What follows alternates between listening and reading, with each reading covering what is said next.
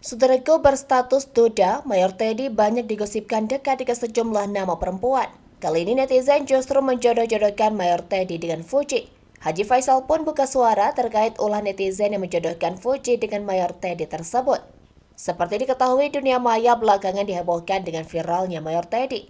Mayor Teddy bahkan dielu-elukan kaum hawa karena ketampanan dan kewibawaannya. Namun, tidak sedikit yang menjodoh-jodohkan Mayor Teddy dengan sejumlah public figure. Sebut saja ada nama Celine Evangelista, Salma Finasunan, hingga Nikita Mirzani. Terbaru, dirinya dijodoh-jodohkan dengan selebgram Fuji. Mendengar gosip liar yang berkeliaran, ternyata ayah Fuji, Haji Faisal, buka suara. Haji Faisal menganggap tak masalah dengan penilaian netizen. Namun menurutnya semua kembali pada ketetapan yang maha kuasa. Ia bahkan mengaku sudah pernah bertemu dengan sosok Mayor Teddy. Tak sampai di situ, Haji Faisal juga membeberkan sosok Mayor Teddy yang dikenalnya.